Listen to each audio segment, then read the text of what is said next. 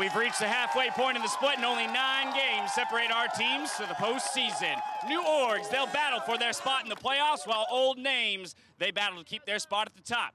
30 minutes on the clock. The NALCS countdown starts right now!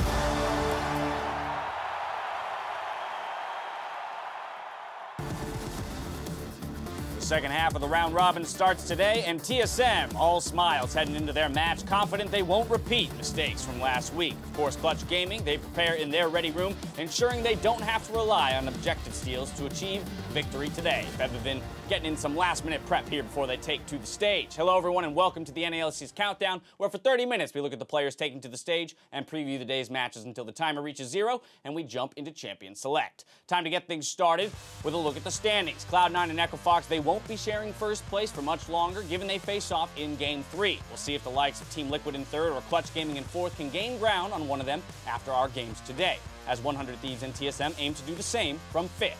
Now, looking at that first place matchup, it's clear that these are the top 2 teams in the league. And just yesterday, Huni and Svenskeren were going back and forth on how they thought today's matchup would go. C9 is definitely their strongest team in the NLCS right now. I mean, obviously next to us. Yeah, so Huni was talking shit or whatever, but I mean, I think last time we should have beat them if we didn't throw. Even though we won the last game, I mean the last game of the C9, still I really just want to make sure that we're just better than C9. Obviously, Echo Fox looks super good. They're the same score as us right now, right? So we're fighting for first place, and I think we'll be able to win. And they're getting set up behind you, but Cloud9 TSM game, who do you think's going to take it?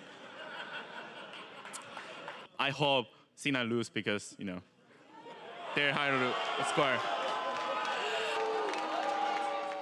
Well, he hoped they'd lose. They did not lose. So tied up at 8-1, the 2 teams. If he wants to hand them another loss, he's got to do it today. And you got to think he's actually more excited for the match now that he actually is going to be the one that puts them down here and puts Echo Fox completely in the lead, and they've been super decisive and fast just generally over the course of their games. I don't think anyone is more aggressive in their calls for when they want to go for Baron and these kinds of things, and it all comes off the back of Huni's play style. Yeah, and I feel like one of my biggest criticisms for Echo Fox has been that they've been over-aggressive and then getting away with it, but especially yesterday, Echo Fox had a smarter level of aggression, so I feel like they're still improving in the smartness of their decisions while keeping the decisiveness and the speed of their decisions, which makes them pretty dangerous. Let's contrast that rather with Cloud9. I mean, this team, the only loss they've suffered so far this split is to this Echo Fox squad, so looking to bounce back from that today. Yeah, and I think where they have been great before has been their kind of cleanness already, that they are always looking for, there's no fat on their plays. They do what's needed, exactly that, and then they go and move to the next thing, whereas sometimes Echo Fox can get a little crazy, but they do have that added explosiveness factor that sometimes games just end. Like we saw that mid lane siege yesterday that kind of came out of nowhere.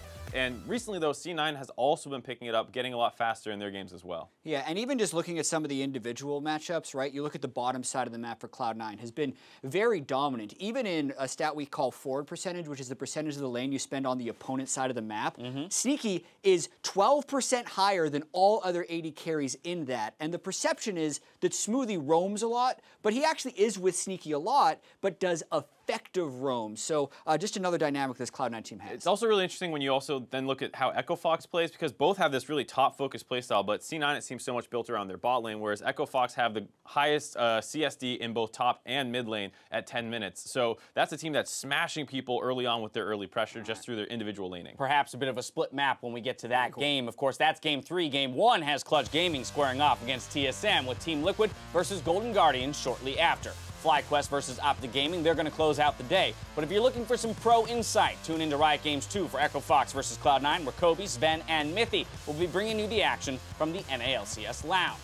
Turning towards that first matchup, This is an important win for both of these teams to pick up here, as TSM, with a win, mean they tie Clutch at 4th. And I think that things are on the right track for TSM. Their early game versus C9 was something I was very happy to see. It was extremely proactive. Mike Young was getting involved with that Predator Skarner and was a clear game plan, was get to the Talia's lane, make sure she's winning it, and then she can start roaming and affecting the map. Unfortunately, they're playing the #1 team in the league in C9, so it kind of fell apart. They went over-aggressive in some of their map plays, and C9 punished them in a way that not many other teams in the league are going to be able to do. Yeah, plus, I was browsing Reddit yesterday. Someone was like, Jensen versus Bjergsen. Where you get all your information? That's how I do most of my analysis, clearly. Yeah, oh boy. But I did some more digging, actually, into these ward stats, and Bjergsen ward stats are abnormally low this split. So 1.8 control wards per game, 16 total across 9 games. All the mid laners that we track, from LCK, the European LCS, the LMS, and NALCS, Bjergsen has the fewest control wards per game of all of those people. And in fact, he has half as many as the second worst control wards per game. Like, it's an abnormally low number of control wards, and it's not even kind of typical Bjergsen. Last split, he was middle of the pack with 5 control wards per game, which is slightly below average. It is a little strange. There's obviously a lot that goes in to what TSM is doing, but Bjergsen's warding has been bad, and I think that hurts some of their pressure. Got to look at the coaching staff. Why are they letting this happen? I mean, it's a good point to some degree, right? Somebody's got to catch this. It's slightly right. At some point, you have to be looking at the stats and say what's going on here. It's slightly tongue-in-cheek, obviously. Yeah. Right. There's fault on both sides here, and it's one of those things that as time goes on, hopefully people start noticing this stuff, and you see a lot more. Hopefully this game, after it's made the front page of Reddit, Bjergsen ends up with a couple more control wards. That's kind of the joke that we were going over. So he's had 2 games where he's had 0 control wards. One of them was yesterday against Cloud9, where he also hadn't cleared any wards. The most he's placed in a game is 4.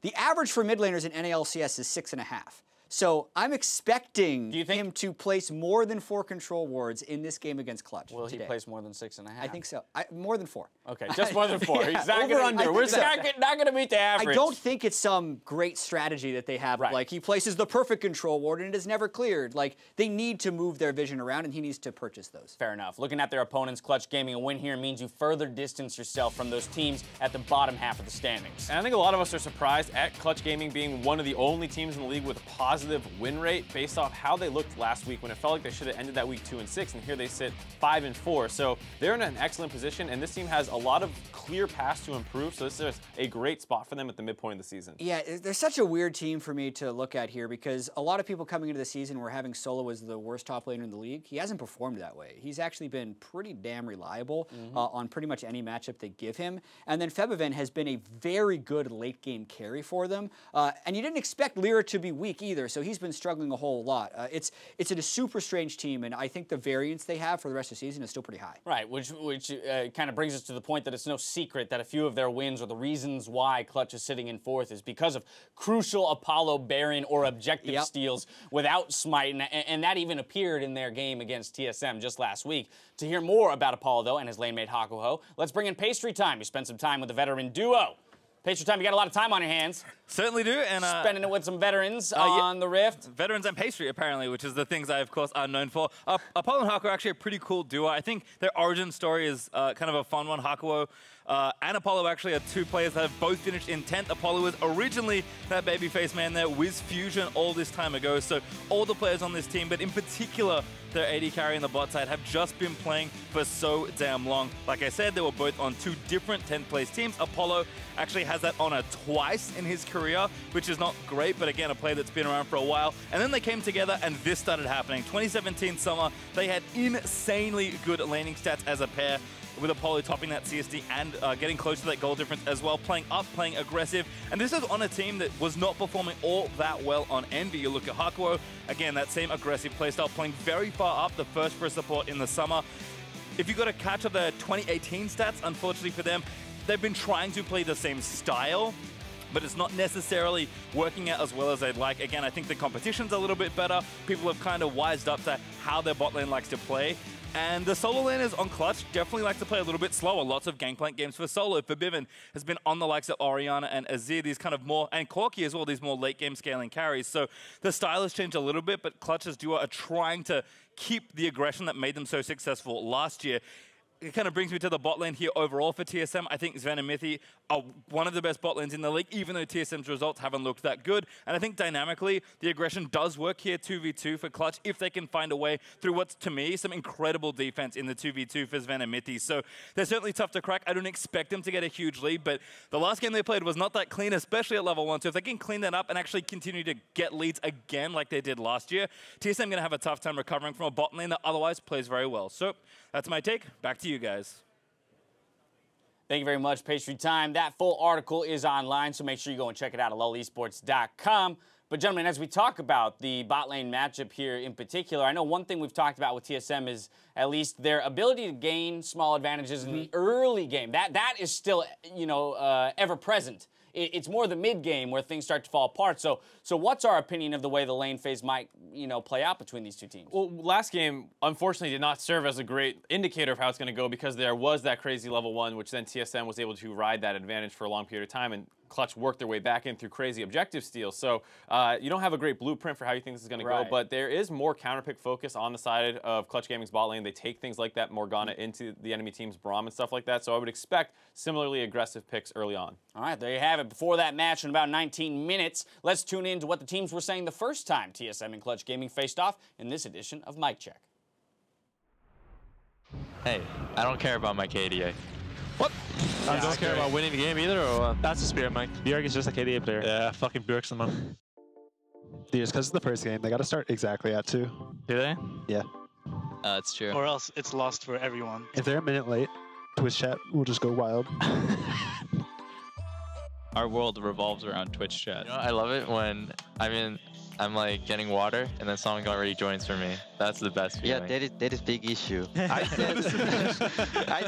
I said join lobby, but you said yes, and then you getting water. Fuck you. No flash. He has no flash. He has no flash. They take. I want to fight. Okay, I'm coming. Yep, we can fight. Wait, it's no flash. Just run out. It's fine. Yeah, I'm running now. No mid is moving. We can fight here. Esther no flash. 5 seconds. Okay. I can walk. Esther no flash. This is really hard for me, by the way. Go through. Neither mid can move. He has to push, so I'll tell you if he moves. I'm walking. Not the flash. I know, I'm already dead. I had to flash. Nice. Go Braum. Force his flash. I stunned him. He's dead. Well, nice. Can we go for their blue? Yeah, we can. Well, if we want to fight, They hit it. They hit it. Yeah, it's 2K. I got it. Oh my god, nice. Good job, man. Run. Are we running? Yeah, look at Scar. Yeah, I'm stunned. He's stunned. He has no flash. He has stopwatch. It's fine. It's really fine. I'm coming. Okay, we can win this fight. Rakan. Sejuani. I'm going now. I'm going now. I'm on Skarner. Skarner. I have to GP ult. I have to cap back the GP ult, yeah. I have to cap back the GP ult. Help Kevin. I can't hit in here. Skarner. Yeah, I got him. Okay, Care for GP. Care for GP on the side. Careful. Yeah, we need to regroup. Come to river again. Can I go mid? Yeah, you can. Can I go mid? Yeah, go That's just 1 HP. 1 HP. He's just like Drake is up soon. Can we just wait for Drake? I got it. Oh, nice. You're so fucking good, man. Okay, we gotta go, Drake. What? He has no Sterex, I think. Going. Okay. 2v3. He does. I'm on Sejuani. Sejuani. Please hold Skarner. I have Skarner here. They have no Rakan ulti. Sejuani dead. Watch Gnar. Oh my god. Watch Gnar. I'm dead. See, yeah, you come in. You can No. Go. Push mid. If you kill Gnar, we can end. 1 second, we win. Nice, guys. We won the game. Focus base. Clutch Gaming gonna take the marathon versus TSM. I mean, again, I'm continually impressed by the composure demonstrated by a lot of the players on this stage, especially in the midst of a comeback like that. A lot of these guys are veterans, 3 or 4 years. They've done it before. They're no longer those jumpy. I guess. I just like Fabiven's comms. He's like so impressed by his own teammates. Like, Right. wow, you're a god. You stole that one too. Oh my god, this is amazing. All righty, when we come back, Jat hits us with some stats. We hand out some midseason awards and gather some predictions going into the second round robin. As we go to break, here's the look at the latest episode of Eyes On, which focuses in on Clutch Gaming and how they assembled their 2018 roster. We're running out of time. People are starting to pick up people. Fabiven tweets at like 4 a.m. our time that he's a free agent and to email him. And I'm like, what? And I look on my draft board and he's like right there near the top. I'm like, Like I think he's like our highest rated non-Korean mid and like top 3, top 4 overall, something like that. And we're like, there's no way that team could make him a free agent. That doesn't make any sense. Why would you ever let him become a free agent? He's like, I don't know, but he said he's a free agent. You should email him. So I emailed Pedabin at 4 a.m. At 4:05, he responds. Insofar as people think that he's fallen down a little bit, I think Fabian is just going to show up to everyone here in NA.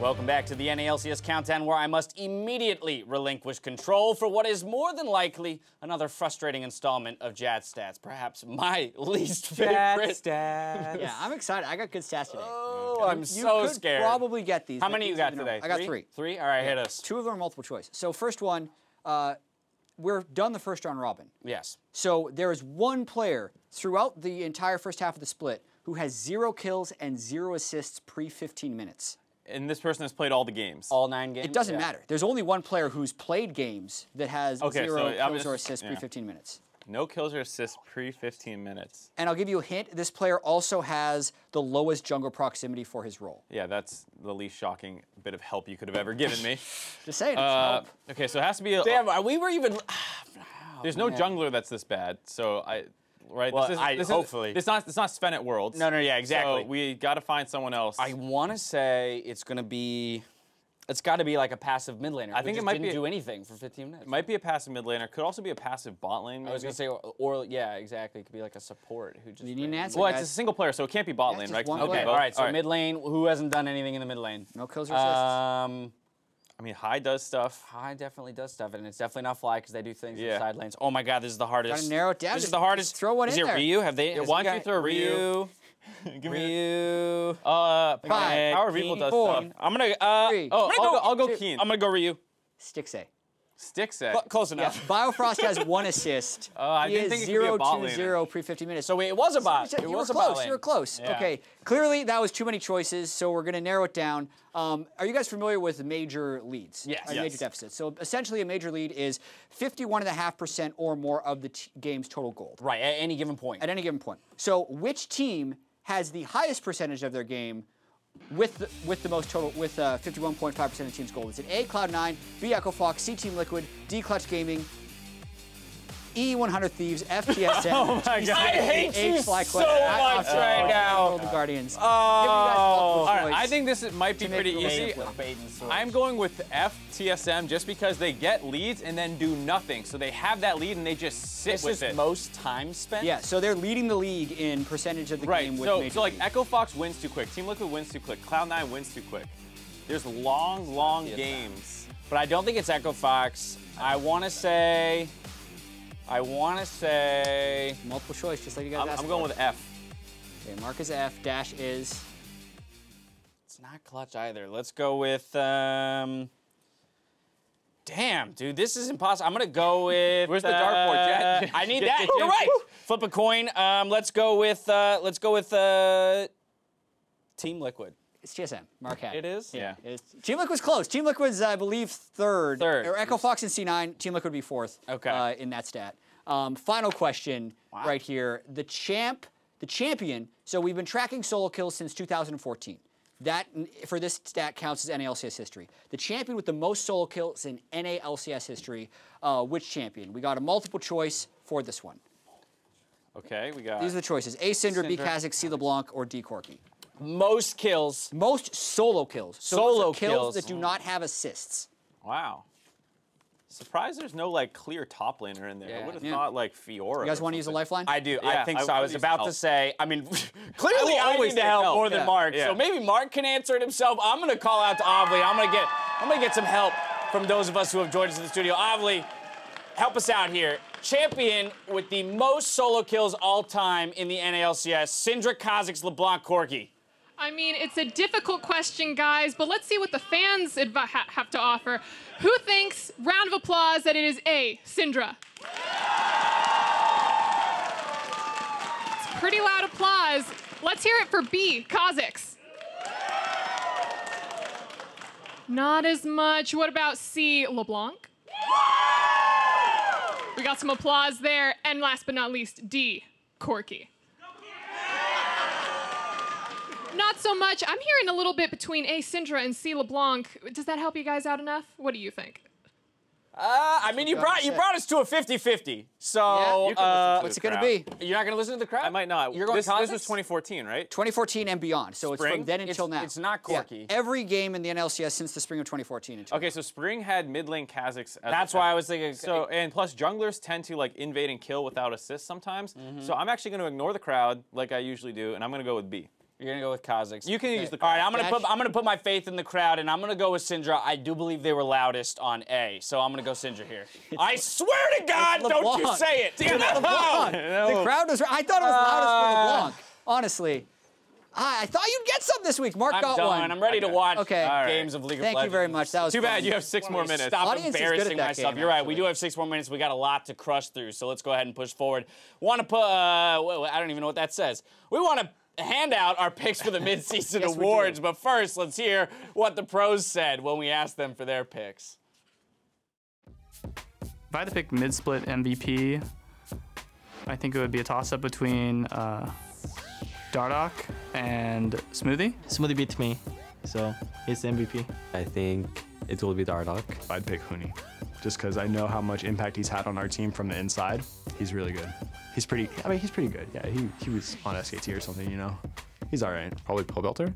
I think he's done really well in TL, and he even when they lose, he still seems to do really well. Licorice is 100% rookie of the split so far. I think Licorice for sure. Licorice for sure. Licorice, obviously. I don't think anyone can deny that Licorice has been doing really well. Licorice is definitely the rookie of the split. I mean, I just watched a game versus TL where he just destroyed Impact, which was C9's old top laner, and he just looks really good right now. He looks like really confident on stage as well, which is really good.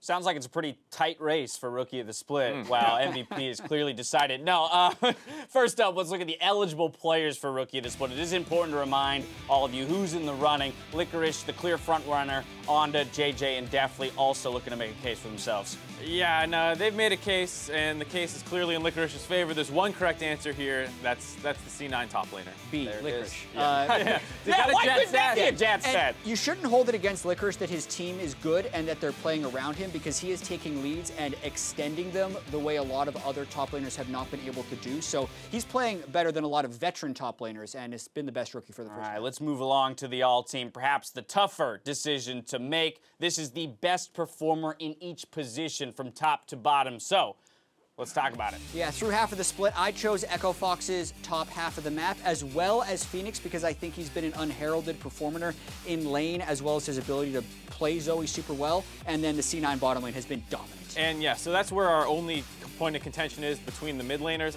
Phoenix obviously has much better stats and has been playing out of his mind, deserves to be in the conversation, but I think Jensen does a little bit more with a little less from his team. Oftentimes you see a ton of bans go up in the mid lane, and he's pushed down really far his list. Yeah, and I was extremely close to having Doublelift in there as the bot laner, but I feel like Sneaky, especially when you're looking at some of the stuff like forward percentage and the fact that they don't gank for him, puts him above it. I think this is one of those times too where people sometimes say there's no way the best teams have all the best players, but it's a very split map with these two teams. You heard us talking at the top of the day. Smoothie and Sneaky are amazing while getting no resources, basically. On the flip side, the Echo Fox top lane, jungle, and mid laners all destroy their opponents. Well, the all teams get to face off today in Game 3. But of those lists that you guys just threw out there, who would be your MVP candidate? This is tough. I think the main candidates are Huni, Dardoch, and Smoothie. And I ended up giving it to Smoothie in a bit of a tough decision. But I think specifically the way he plays lane, as well as has the huge impact in roaming and is an initiator, put him a little bit over the top for me when compared to Dardoch and Huni. And the game today is also going to show a lot for that continuing discussion. And I also agree for right now. I think obviously in this season it's very, very difficult to decide halfway through. And he has a huge workload in front of him to get the award as a support. He needs to keep up this crazy amount of success that he's had in the first 5 weeks here, because it's so much harder to shine as a support than a top laner. And if Echo Fox ends up ahead of them in the standings, it's going to be really hard for him. Right, Jat used the key word there, continuing discussion. There's still 9 games left in the regular season for all of these players to make their case for either MVP, all-team, or Rookie of the Split. Let's take a look at who you both have for your predictions today. Ooh, are there any differences? Come on, Mark. No, what are you doing? You have no differences again? Why do you believe in CLG? Why do you? You're not supposed to believe in CLG. I don't believe in 100 Thieves today. No, me neither. Not at all. They've looked pretty bad. That's a really You also close are game. both calling and we're for both calling Cloud9 and Cloud9. Echo Fox. I said to sell the Echo Fox crypto last week, so I got to stick with it. I think Cloud9 is showing I actually think more. Echo Fox is really good. They just don't have red side here, so they can't guarantee a good matchup for Huni, and that kind of hurts. I guess I beat you. No matter what, at the end of Jack comes out week the other 5. end of this weekend, still ahead in the season Just totals, but Mark. we'll see how many they get Accidental. right on the day. Let's talk about some win conditions for Game 1, though, kind of refocusing in on that matchup. We've got Clutch Gaming versus TSM. Jack, you get Clutch. Yeah, so for Clutch Gaming, they did beat them last time. The win condition is not Steel Baron with Mystic Shot, because I think that's unreliable. But I do think Gathering Storm is the best mastery against TSM, because they have shown that complete inability to close out games, even though they've spent more time than any other team ahead. So take Gathering Storm on 3 people, let Featherman carry a late game team fight. That's Clutch's win condition. Can't believe that is a win condition. All right, go. It is. For the side of TSM, it's a little bit easier. Just treat Clutch Gaming like C9. Just pretend that, you know, you do a lowercase g, it looks like a 9 there. They actually played really... is that what that is, Mark? Yeah, Thanks for pointing that out. Yeah, well, some people need the help. This is a game that they played very well yesterday. They did lose to the top team in the league. That's not a surprise, but I liked what I saw out of them. So just go in there with the same focus that you had, same aggressive game plan, make it happen. Maybe buy some pink wards in the mid game so you can actually force objectives correctly, and then you'll be able to win this game. Boom. There you have it. Way past the victory for both these teams. Nothing left for us to say but to throw it over to the casters to get into the game.